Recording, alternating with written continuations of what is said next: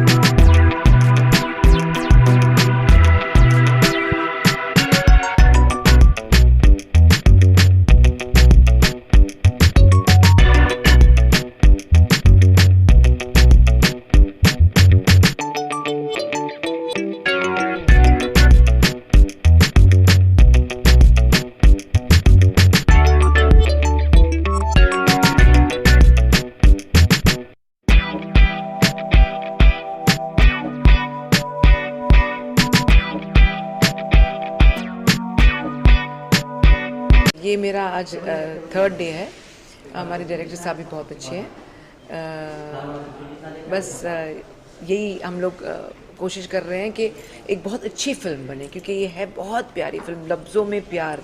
देखिए नाम ही इतना प्यारा है। बस Dheeraj ji, this film of yours is a super hit. क्या कैरेक्टर जी, क्या रोल क्या करता है, किस रोल है? रोल ऑब्वियसली मदर का रोल है, बहुत प्यारा और बहुत सेंसिटिव है, इमोशनल है, एंड बेटे के लिए बहुत परेशान है। अच्छा है, इट्स नाइस।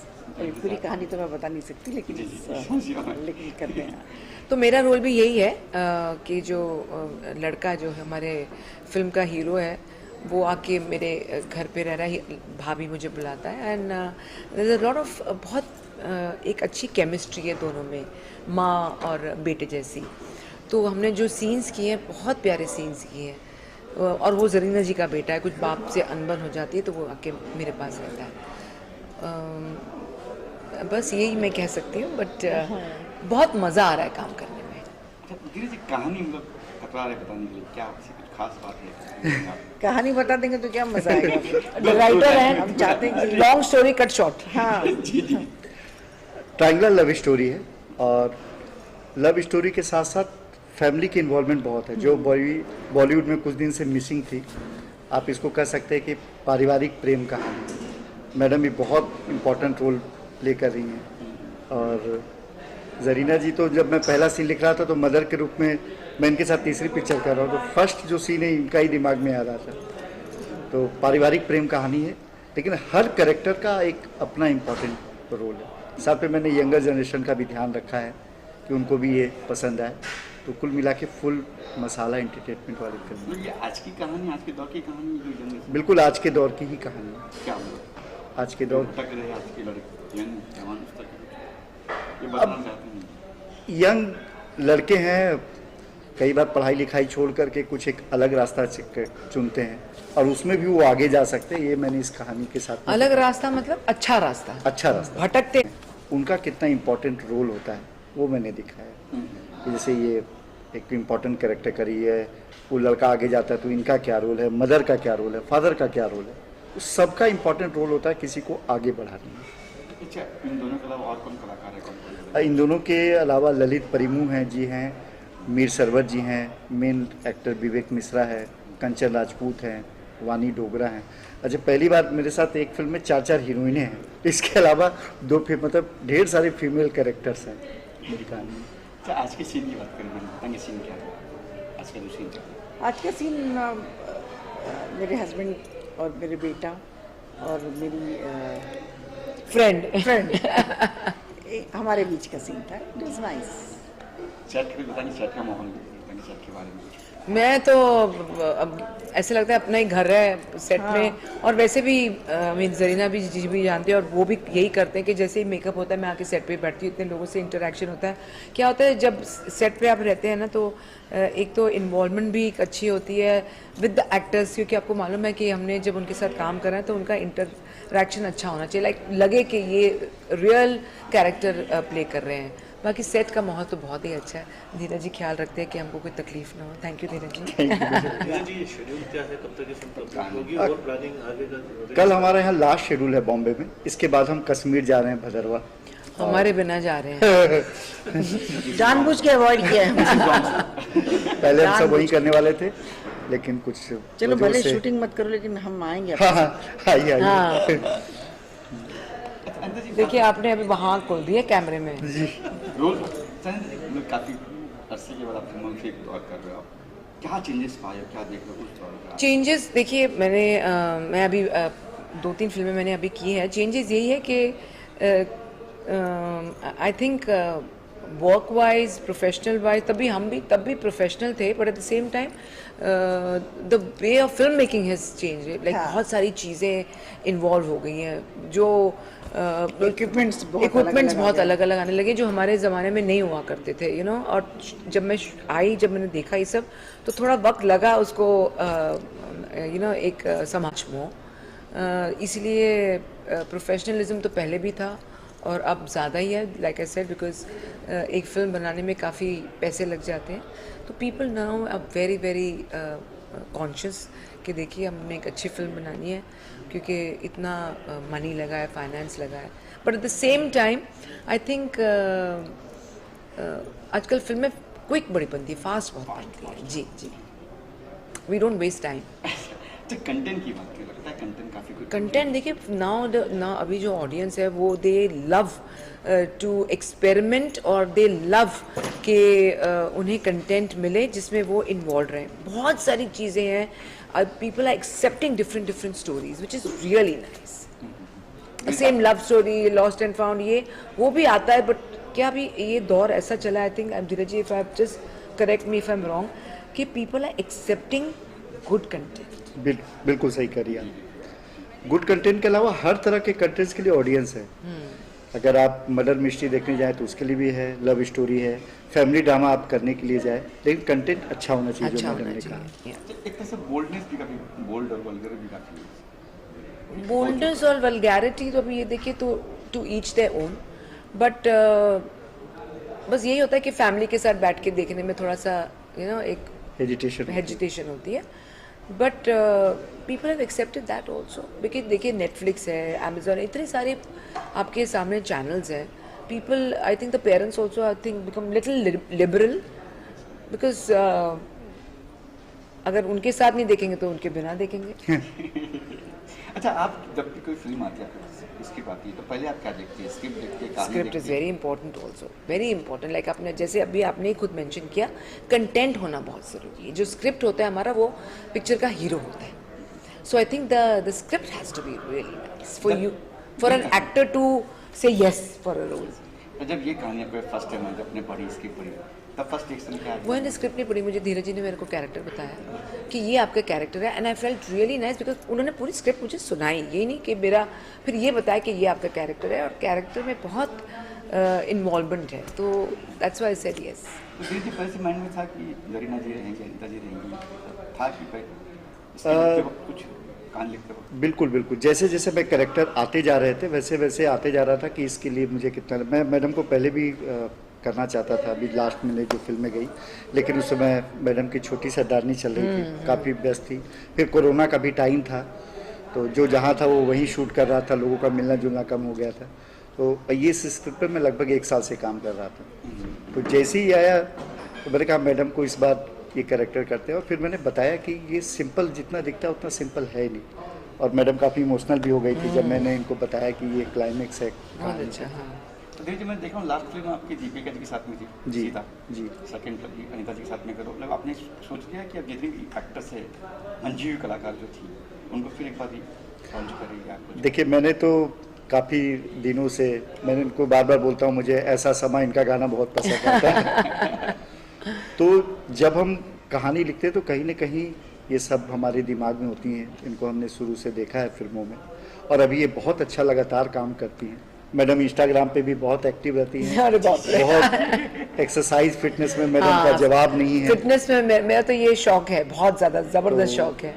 ये हम लोगों के लिए एक रोल मॉडल है। तो ये अपने आप कहानी के अंदर ही आ जाता है कि इस कैरेक्टर के लिए इनको लेना चाहिए। नेक्स्ट में कोई और भी एक्ट्रेस वगैरह आपके प्लान है कि अभी तक तो इन लोगों के साथ ही काम कर रहा हूँ। अच्छा, कोई भी एक्टर होता है उस सब्जेक्ट के साथ मेरा डायरेक्टर का जरूर पूछता है आप कितनी कंफर्टेबल है? बहुत कंफर्टेबल हूँ, इसलिए तो मैं बोल रही हूँ कि ये मेरी सेकंड फिल्म है इनके साथ और इनका तरीका बहुत अच्छा है काम करने का। कोई टेंशन नहीं, कोई भागा दौड़ी नहीं, आराम से, ये नहीं कि चलो चलो चलो चलो चलो चलो। तो एक एक्टर सेट पे बहुत रिलैक्स रहता है, काम भी ज़्यादा होता है, रिलैक्स भी होता है and you are comfortable doing. तो यू डोंट इवन माइंड कि चलो दिन में हम 10 सीन कर रहे हैं या 6 सीन कर रहे हैं, but at the same time बहुत कंफर्टेबल है। उल्टा मैडम हम लोगों को कंफर्टेबल लगती हैं, ठीक है। कभी वो बोलती नहीं कितने सीन करना है, ये करना है। और सबसे अच्छा कि नए जनरेशन को सीखना चाहिए, हमेशा मैडम जो कॉल टाइम होता है उससे पहले ही पहुंच जाती हैं और जब तक अपना काम ख़त्म नहीं होता है बहुत कोऑपरेट करती है। ओह थैंक यू गुरु जी। आखिर में क्या कुछ कहेंगे ma'am? I am just hoping and wishing, Dheeraj ji, wish you all the best and wish us also best. And I want हमारी जो ऑडियंस है ये फिल्म देखे और इसे बार बार देखे and I am sure that हम लोग एक बहुत अच्छी फिल्म बनाएंगे। Thank you. हनी साहब है और वो बहुत ही अच्छे शायर हैं। फिल्म के सारे गाने उन्होंने ही लिखे हैं, बहुत ही खूबसूरत लिखा है उन्होंने। और हमने फिल्म में कई जगह शायरियाँ यूज की हैं, वो उनकी ही शायरियाँ हैं, वो साहिल के नाम से लिखते हैं। ओके। तो इससे पहले वो लिशेंट अमाया बना चुके हैं, सोलह भास्कर को लेकर उनकी पहली फिल्म थी सोलह भास्कर। मैं सर आपकी बात करें सर, किस तरह किरदार है फिल्म के, बताइए फिल्म थोड़ा फिल्म के बारे में, किरदार के बारे में। ये हमारी कहानी वहाँ की है, बेस्ड मधुरवा JNK का है और बड़ी प्यारी सी स्टोरी है। और मेरा किरदार है, जो उसमें कैरेक्टर्स हैं, लीड कैरेक्टर्स एक शिवानी के फादर का किरदार है। और ये बड़ा अच्छा मौका है मेरा, दूसरी बार धीरज जी के साथ काम करने का मौका मिल रहा है मुझे गालिब के बाद। और मैं ललित जी के साथ, जरीना जी के साथ, अनीता जी के साथ स्क्रीन शेयर करने का मौका मिल रहा है। और हमने पहले स्क्रीन शेयर किया हुआ है, इसके साथ तो पहली बार ही हो रहा है। तो इट्स ऑलवेज गुड जब भी अच्छी चीज़ बन रही हो और कहीं ना कहीं जहाँ से आप हो, जिस ज़मीन से आप हो, वहाँ की कहानी बयान की जाए तो अच्छा लगता है कि उसका हिस्सा बनने का। और कोशिश ये रहती है कि एज आई ऑलवेज से कि like to contribute towards your own culture, towards your own land. और हमारा थोड़ा बहुत ये कंट्रीब्यूशन है कहीं ना कहीं, अगर हम इसको वहाँ पे भी आगे जाके, अभी ज़रूरी नहीं कि उसको डब किया जाए, क्योंकि वहाँ की कहानी को और वहाँ के लोगों तक, जो देसी लोग हैं जिनको हिंदी उर्दू ज़्यादा समझ नहीं आती, वैसे तो मोस्टली आ ही जाती है सबको, तो कहीं ना कहीं हम ये कहेंगे कि हमारा ये थोड़ा सा योगदान, थोड़ा कंट्रीब्यूशन रहा टुवर्ड्स द सोसाइटी। धीरज जी के बारे में क्या कहेंगे, एज ए राइटर? ये तो कमाल के राइटर है। मैंने इनकी राइटिंग पहले गालिब में देखी थी और हमने बैठ के साथ में ही कुछ काफ़ी चीज़ों पे उस पर डिस्कशंस किए थे। काफ़ी हिंदी उर्दू का जो तालमेल था उसको भी, क्योंकि मेरा उर्दू स्ट्रॉन्ग हैंड है, इनका हिंदी है, तो हमने बैठ के काफ़ी काम किया उस पर। और बिल्कुल सटल सिंपल कहानियाँ होती हैं और देखा जाए तो एक लगता है कि ये बड़ा सिंपल सा है, लेकिन उसके इमोशंस बड़े होते हैं और जिसकी कमी आजकल हमें दिखती है कहीं ना कहीं, क्योंकि बहुत सब कुछ फास्ट एडिटिंग फास्ट, सब कुछ फास्ट किया जाता है और उस चक्कर में वहाँ पर वो जो फील और जो रूह रहती है कहानी की, फिल्म की, वो जज्बात जो रहते हैं वो कहीं ना कहीं मिसिंग होते हैं, तो वो इनकी कहानी में मिलता है। आपका अच्छा मैं हाय लुक इधर देना कहीं पे क्योंकि लाइट हमारे सामने। Thank you first of thank you for coming और मेरे लिए बहुत खुशी की बात है क्योंकि इसके पहले ज़्यादातर मैंने जो फिल्में की हैं 2-3 फिल्में की हैं तो सर के साथ ही मैंने की हैं और एक लास्ट जो अच्छा श्री विद्यासागर जी के ऊपर मैंने की है तो मेरा ज़्यादातर जो कनेक्शन रहा है वो आध्यात्मिक चीज़ों से ज़्यादा रहा है और ये फर्स्ट टाइम ऐसा हो रहा है कि मैं लव स्टोरी फिल्म कर रहा हूँ और काफ़ी 6 सालों के से मैं सर को जानता हूँ और जो मेरा पहला शो था मंदा हर युग में वो भी मैंने सर के साथ ही किया तो सर ने कमिटमेंट मुझे किया था कि कभी ना कभी तुझे बहुत अच्छा कैरेक्टर दूंगा मैं तो हालांकि सब इन्हें हमेशा बायोपिक सम्राट कहते थे क्योंकि हमेशा अलग अलग चीज़ों पे फिल्में बनाते रहते थे बट फर्स्ट टाइम इन्होंने ट्राई किया एज अ लव स्टोरी और मुझे सौभाग्य मिला कि लव स्टोरी फिल्म मैं इनके साथ कर रहा हूँ तो बहुत खुशी की बात है मेरे लिए कि इतने बड़े बड़े एक्टर्स मीर सर जिनको हमने बड़ी बड़ी फिल्मों में देखा है जरीना मैम और अनीता मैम ललित सर तो सारी बिग कास्टिंग के साथ as a love story film में लॉन्च होना मुझे लग रहा है बहुत खुशी की बात है तो मैं बहुत शुक्रगुजार हूँ सर का। मतलब कैसा एक्सपीरियंस रहा इनके साथ में काम में कुछ दे रहे लीड सर हुआ अनीता मैम जरीना मैम कुछ टिप्स वगैरह दे रहे हाँ अनीता मैम ज़रूर दे रही हैं जरीना मैम दे रही हैं सारे के सारे बहुत कोऑपरेटिव हैं जितना इनका बड़ा नाम है उतने ही वो सहज हैं और किसी भी सीन में हमें साथ में काम करने में मुझे कहीं भी ऐसा नहीं लगा कि इनके अंदर कुछ एक बड़ी जो स्टार्डम वाली चीज़ होती है बहुत ही पोलाइट है ये लोग और अमीर सर के साथ तो आज मेरा पहला फर्स्ट सीन होने वाला है और हम ये तो ऑलवेज़ बहुत कोऑपरेटिव है और इनसे मेरी हमेशा बात भी होती रहती है इंस्टाग्राम फेसबुक वगैरह में तो आई होप कि आज सीन करके और मज़ा आएगा पता चलेगा। मैम आपका क्या किरदार आपका है? सबसे पहले तो नमस्कार मैं हूँ कंचन राजपूत और जम्मू कश्मीर से हूँ और फिल्म की बात करूँ तो बहुत ही खूबसूरत फिल्म है लव ट्रायंगल है। सबसे पहले तो इट्स अ प्रिविलेज कि मुझे स्क्रीन शेयर करने का मौका मिला और बहुत कुछ सीखने का मौका मिला। तो हाँ अगर मैं कैरेक्टर की बात करूँ इस फिल्म में मेरा कैरेक्टर बहुत ही सिंपल सा है और थोड़ा सा इंटेंस भी है स्टोरी वाइज और रणबीर सर एक टैग आपके लगा है मुन्नी का ब्लू करके बिल्कुल हाँ ये अच्छा लग रहा है कि ये लग रहा है कि बाबा ये टैग थोड़ा अब कुछ चेंज हो जाए कि काफ़ी दिन हो काफ़ी साल हो चुके हैं?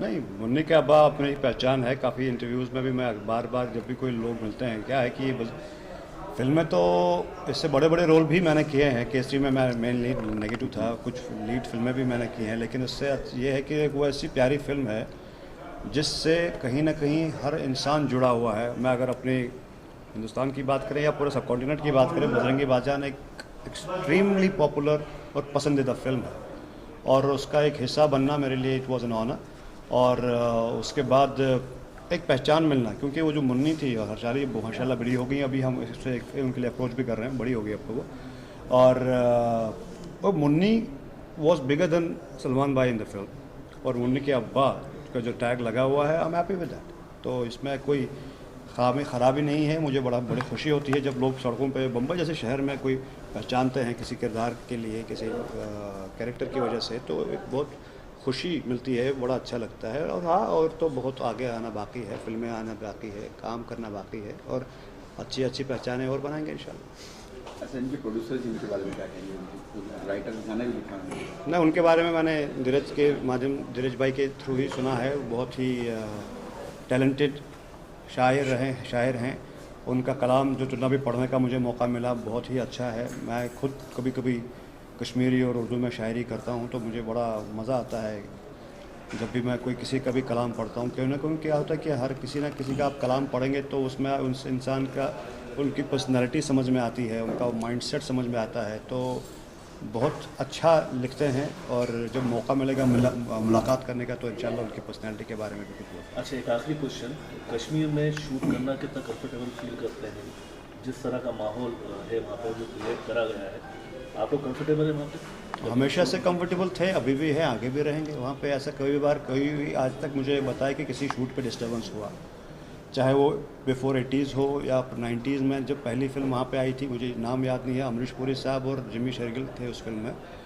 और उसके बाद से आज तक फिल्में लगातार बनती आ रही हैं वहाँ पे सबसे बड़ी फिल्म जो हैदर हुई थी वहाँ पे उसमें भी कोई डिस्टर्बेंस नहीं आया। 3 फिल्में मैं शूट कर चुका हूँ और कोई ऐसा दिक्कत नहीं। एग्जैक्टली मैं खुद अगर अपनी बात करूं, मेरी इंडिपेंडेंट जो हम फिल्में वहाँ पे करते हैं, ज़्यादातर मैं श्रीनगर में काम करता हूँ, इस साल भद्रवा में काफ़ी काम किया, और कभी भी किसी की वजह से भी कोई तकलीफ़ नहीं हो पाई। और लोगों का मेन चीज़ ये है कि जो प्रोड्यूसर के लिए सबसे बड़ी बात होती है कॉस्ट कटिंग, चाहे जम्मू हो, चाहे भद्रवा हो, चाहे पुंछ हो, चाहे श्रीनगर हो, जहाँ पर भी शूट करते हैं वहाँ पे अगर आप हामिद जब हमने की थी वहाँ पे, मैं उसका मतलब लाइन प्रोडक्शन भी किया था उसका, जो जितना उनका बजट था 1 CR का बजट लेके के चले थे वो, उनमें भी वो उसके अंदर फिल्म बन गई और वो दोबारा शान को लेके वापस आए थे वो कुछ गाना वगैरह करने के लिए। तो ऐसा एक प्रोड्यूसर्स के लिए भी एक एफिशिएंट है, they can actually save money. वहाँ पे लोग कोऑपरेटिव हैं, हमेशा से हैं, और आर्टिस्ट JNK में बहुत सारे हैं। क्या होता है, पहले एक भरोसा नहीं होता था कि यार वहाँ मिल जाएंगे क्या, तो यहाँ से ही बॉम्बे से ही आर्टिस्ट लेके जाते थे लोग। लेकिन मैं यहाँ पे विशाल भारद्वाज जी का यहाँ पे शुक्रिया अदा करना चाहूँगा, क्योंकि उनकी वजह से जो हैदर बहुत बड़ी फिल्म बनी, उन्होंने मैक्सिमम कास्ट वहाँ की यूज़ की। तो वहाँ पर तो लगा कि जैसे कि मुकेश चावड़ा साहब का भी उसमें बहुत बड़ा हाथ है, और उन्होंने बहुत सारी फिल्मों में फिर लोकल कास्ट वहाँ के लेना शुरू किए। और आजकल बहुत सारे लोग जो आजकल सबके लिए ज़रूरी नहीं है कि like they should shift to Bombay. आजकल कास्टिंग डायरेक्टर्स का ये है कि like whichever city stories based upon, अगर वहाँ की कहानी है, अगर डोगरी की कहानी है तो वो जम्मू ढूंढेंगे, कश्मीरी कहानी है तो वो श्रीनगर में ढूंढेंगे, जैसे भी मणिपुर की है तो मणिपुर जाएंगे। तो वैसे वाली चीज़ें हैं। तो आज की तारीख में ये सब के ये अच्छा है, एक्टर्स के लिए अच्छा है, मेकर्स के लिए अच्छा है, ऑथेंटिसिटी ज़्यादा मिलती है। अगर कोई कश्मीरी बेस्ड फिल्म हो तो मुझे कश्मीरी बोलनी हो तो मैं ऑथेंटिक कश्मीरी बोलूँगा, ये ज़्यादा अच्छी डोगरी बोलेंगी, ये ज़्यादा हिंदी अच्छी बोलेंगी, तो बाकी मैं उर्दू भी थोड़ी सी बोल ही लेता हूँ। खैर, लेकिन हमेशा से यही रहा है कि वहाँ पे फिल्में बड़ी कंफर्टेबली बनती हैं, और ये जो सब्सिडी का भी अभी विंडो खुला है उससे और ज़्यादा फिल्म मेकर्स आ रहे हैं, और उम्मीद है कि अच्छी अच्छी फिल्में बनेंगी, अच्छी अच्छी कहानियाँ दुनिया के सामने आएंगी। विवेक, तुमको याद है कोई शायरी सुना? लिखा है मैंने, मुझे एक्चुअली याद नहीं है। मैं तो अपना ही लिखा सुना सकता हूँ फिर। कहते हैं, फूल खरीदते तो हमने शहर को देखा, फूल खरीदते तो हमने शहर को देखा, अपनी अजब है आदत हम कांटे खरीद। क्या बात है। एक लव स्टोरी है जो एक ऐसी लव स्टोरी है जो एक इंसान रहता है जो अंदर ही अंदर, मतलब एक सकुचित आदमी बोलते हैं ना, जिसको अंदर ही अपने आप एक दुनिया बना के अपनी ज़िंदगी जी रहा है, और अचानक से उसको एक लड़की से प्यार हो जाता है, लेकिन फिर भी वो उसको कह नहीं पाता है, लेकिन उनके बीच की जो हरकतें हैं वो बयां करती है कि दोनों एक दूसरे से कितना मोहब्बत करते हैं, कितना प्यार करते हैं। तो उसी प्रकार की कहानी है ये। मेरा जो किरदार है वो मयंक का किरदार है, जो थोड़ा कूल लड़का है, अच्छा लड़का है, और हेल्पफुल नेचर है, और हीरो का दोस्त है। जो वो हीरो हीरोइन एक दूसरे को कुछ बता नहीं पाती हैं, लेकिन वो हमेशा उन दोनों को करीब खींचता रहता है, हमेशा कोशिश करता है कि वो दोनों पास ही रहें। तो ऐसा कैरेक्टर है। मेरा जो कैरेक्टर है इसमें शिवानी का कैरेक्टर है, और ये बहुत ही एक घरेलू लड़की है। पापा की लाडली है, माँ इसकी नहीं है, तो इस वजह से जो बाप है उसी ने इसको पाला है। तो माँ का प्यार और पापा का प्यार पापा से ही मिला है। एंड उसकी लाइफ में ये है कि पापा ने डिसाइड कर दिया है कि उसकी शादी जो है एक लड़के से होगी, और क्योंकि बिन माँ की बच्ची है तो वो अपना जो भी ज़िंदगी के फ़ैसले हैं वो अपने पापा पे ही छोड़ती है। एंड बहुत प्यारा कैरेक्टर है मेरा, एंड मैं फ़र्स्ट टाइम इतना अच्छा कैरेक्टर कर रही हूँ कि मुझे सिंपल लड़की का किरदार करने का मौका मिल रहा है, एंड आई बिलीव कि ऑडियंस को बहुत पसंद आएगा। कलाकारों के साथ काम करने का मौका मिला, कितना कंफर्टेबल है आप उनके साथ? अभी मेरा पहला दिन है और मैं फ़र्स्ट डे थी, तो स्टार्टिंग में जरीना जी के साथ और ललित सर के साथ मैं थोड़ी सी नर्वस थी, क्योंकि मैंने बचपन से उनको टीवी पे देखा है और आज मैं उनके साथ शूट कर रही थी। बट फिर मैंने अपने आप को कंफर्ट किया कि नहीं, ये बहुत अच्छा मौका है, और जो इस मौके को मुझे कैसे जो बताना है कि नहीं, मैं भी बहुत अच्छा एक्ट कर सकती हूँ, और ये मुझे अपॉर्चुनिटी जो सर ने दी है उसको निभाना है। तो बहुत मज़ा आया। आपको लग रहा है कि कुछ सीखने को मिल रहा है? बिल्कुल बिल्कुल, जितने भी सीनियर आर्टिस्ट हैं, जैसे कि इन्होंने बोला, हम लोग उन्हें बचपन से देखते आ रहे हैं, तो उनसे बहुत कुछ सीखने मिल रहा है कि सेट पे कैसे रहना चाहिए, और वो बहुत ही डाउन टू अर्थ हमें मतलब हर समय सिखाती रहती हैं, और एक हैप्पीनेस नेचर के लोग हैं। बहुत मज़ा आता है, उनके एक अलग ही एनर्जी देखने मिलता है, हमें सीखने मिलता है। बहुत मज़ा आता है उनके साथ काम करके। आप क्या कहेंगे फिल्म के बारे में? सर मेरा तो आज फर्स्ट डे है और मैं तो फर्स्ट टाइम शूट कर रहा हूँ सर के साथ। इससे पहले भी सर ने बोला था बट मैं होम टाउन चला गया था, तो इस बार मेरा विक्रांत का कैरेक्टर है और आई होप कि इस बार मेरा फर्स्ट एक्सपीरियंस है। आई होप कि ये बेस्ट हो और थैंक यू धीरज सर के लिए कि जो उन्होंने मेरे को फर्स्ट अपॉर्चुनिटी दी इस चीज़ के लिए। Thank you so much. ये फिल्म लफ्ज़ों में प्यार एक लव स्टोरी है और हम यहाँ भदरवा में शूट कर रहे हैं। एक प्यारी सी छोटी सी लव स्टोरी है। धीरज मिश्रा जी ने इसे लिखा है और श्री अशोक त्यागी इसको प्रोड्यूस कर रहे हैं। Ashok Sahni ji. Sorry once again या यस सर। हाँ नमस्कार, हम लोग यहाँ भदरवा में एक प्यारी सी छोटी सी लव स्टोरी फिल्म शूट कर रहे हैं। धीरज मिश्रा जी ने इस फिल्म की कहानी, पटकथा, संवाद सब लिखा है और अशोक साहनी जी इसको प्रोड्यूस कर रहे हैं और राजा गिरी इसको डायरेक्ट कर रहे हैं। तो इस लव स्टोरी में मैं लड़के का पिता, उसका कैरेक्टर प्ले कर रहा हूँ। कहानी में मुझ में और मेरे बेटे में एक मोड़ पर तनाव आ जाता है, इस वजह से कि मेरी नज़रों में यानी पिता की नज़रों में बेटा लक्ष्यहीन जीवन जी रहा है। उसका कोई मकसद नहीं है, वो गोललेस एमलेस लाइफ जी रहा है और जबकि वो अपने लेवल पे कुछ कर रहा है। तो इस वजह से वो उसको घर से एक तरह से निकाल देता है और बाद में उसको ये रियलाइज़ होता है, पिता को ये रियलाइज़ होता है कि नहीं, उसका ये फ़ैसला सही नहीं था। बेटे ने अपने दम पे कुछ हासिल कर लिया, कुछ कामयाबी हासिल कर ली। तो ये मेरे कैरेक्टर की बेसिक बात है। बाकी डिटेल स्टोरी के बारे में आई थिंक राजा जी और बताएंगे आपको। जी सर। नमस्कार, मेरा नाम राजा रणदीप गिरी है और जैसे सर ने बताया, सर पूरी स्टोरी तो ब्रीफ कर ही चुके हैं, बट एज ए डायरेक्टर मैं पूरी स्टोरी नहीं खोल सकता हूँ कि मेरी भी कुछ सीमाएं हैं, कुछ बाउंड्रीज़ हैं। और मेरा सौभाग्य है कि मैं ललित सर जी और जरीना जी और अनीता जी, इन लोगों के साथ काम कर रहा हूँ, जिनको हम लोग देख देख के बड़े हुए, जिनसे सीखा, अब उन्हीं के साथ काम करने का मौका मिल रहा है। और ये सौभाग्य मुझे मेरे सर धीरज मिश्रा जी ने दिया और मैं बहुत लकी हूँ कि उन्होंने मुझे इतना सहयोग किया, इतना बिलीव किया मेरे पे। और जैसी रही फिल्म की कहानी की बात, तो ये फिल्म एक पारिवारिक और लव स्टोरी है, क्योंकि आजकल जो सिनेमा चल रहा है, हर दूसरी फिल्म वही मारकाट, लड़ाई झगड़ा, गोला बारूद यही चल रहा है। मतलब प्रेम प्यार परिवार सब खत्म ही हो गया है। तो सर ने काफ़ी पहले मुझे बताया था कि यार मैं इस तरह की स्टोरी लिख रहा हूँ और अपने कुछ इस पर काम करना है। तो सर ने काफ़ी मतलब दिल से इस स्टोरी को लिखा है और बहुत मेहनत की है धीरज सर ने इस स्टोरी को लिखने के लिए। और ये एक म्यूज़िकल फिल्म भी है, क्योंकि एक दशक से म्यूज़िकल फिल्मों का दौर ख़त्म हो गया है। सिर्फ नाम मात्र की जो फिल्में बन रही है वो सिर्फ मतलब ऐसे हैवी म्यूजिक होते हैं जो मतलब सुनने में करंट प्रिय नहीं लगते, वो करंट प्रिय लगते हैं, मतलब चुभते हैं वो। तो इसका म्यूजिक भी इसका बहुत बड़ा प्लस पॉइंट है। स्टोरी तो बहुत अच्छी है ही और फैमिली ड्रामा है, तो काफ़ी समय के बाद ऑडियंस को एक अच्छा सिनेमा देखने को मिलेगा। क्योंकि पिछले कई दशक से, मतलब मैं कहूँ 1 या 2 दशक से अच्छी फिल्मों का बनना खत्म हो गया है, अच्छी कहानी मिलना बंद हो गई है, देखनी बंद हो गई है, जिसके कारण आज जो सिनेमा बैकफुट पे चला गया है। इतने बड़े बड़े बजट की जो फिल्में हैं खत्म हो जा रही हैं, डिजास्टर हो जा रही हैं, क्योंकि लोग वो देखना नहीं चाहते हैं और वो हमको जबरदस्ती दिखाया जा रहा है। जो देखना चाहते हैं वो दिखा नहीं रहे, खुशी देखना चाहते हैं वो है नहीं, प्यार देखना चाहते हैं वो है नहीं। एक संस्कार, जैसे सर ने बताया कि बाप बेटे का एक मोड़ पर टकराव हो जाता है, वो एक जेन्युइन सी चीज़ है।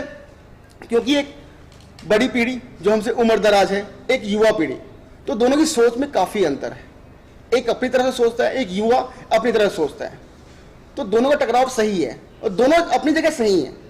तो कैसे नाम के स्टोरी को आगे बढ़ाते हैं, ये जब हम देखेंगे तो आपको समझ में आएगा। बाकी एज ए निर्देशक और मेरे साथ में सर धीरज सर भी डायरेक्ट कर रहे हैं, गाइड कर रहे हैं हम लोगों को। हालांकि स्टोरी उन्हीं ने लिखी है, तो काफ़ी मुझे सहयोग मिला, सपोर्ट मिल रहा है चीज़ों को समझने का। यहाँ पे ऐड करना चाहूँगा कि धीरज जी और राजा जी जिस तरह से काम कर रहे हैं उसमें ऐसा लग रहा है कि बस चीज़ें बहुत कैजुअली हो रही हैं, चीज़ें अपने आप ही चल रही हैं, कहीं कोई एक्स्ट्रा स्ट्रेस नहीं है, कहीं कोई प्रोडक्शन के जो हैसल्स होते हैं वो नहीं है। एक परिवार की तरह ही सब लोग मिलजुल के काम कर रहे हैं और इनकी जो टीम है उसमें एक बड़ी अच्छी ट्यूनिंग है। और डायरेक्शन डिपार्टमेंट के बारे में ये कहना चाहूँगा कि कम समय में अधिक से अधिक शॉट ले रहे हैं और एक्टर्स के ऊपर भी किसी भी तरह का कोई प्रेशर नहीं है, जैसा कि कई बार छोटे बजट की फिल्मों में होता है कि भाग भाग के काम करो, फटाफट कॉस्ट्यूम बदलो, नया सीन। तो शॉट टेकिंग की दृष्टि से भी यही कहूँगा कि जितने शॉट्स की रिक्वायरमेंट है उतने ही लिए जाते हैं, जिसको हम ये कहते हैं कि डायरेक्शन डिपार्टमेंट को क्लैरिटी है कि हमें क्या करना है और किस तरह से सीन को एडिट करके फाइनली बनाना है। वरना कई बार फिल्मों में डायरेक्टर्स तो हर तरह से शॉट ले लेते हैं, हर एंगल से ले लेते हैं, वाइड भी, क्लोज भी, ओएस भी, 6 क्लोज, ऊपर नीचे दाएं बाएं, सब तरह से एक सीन में कई बार 6 घंटे लग जाते हैं।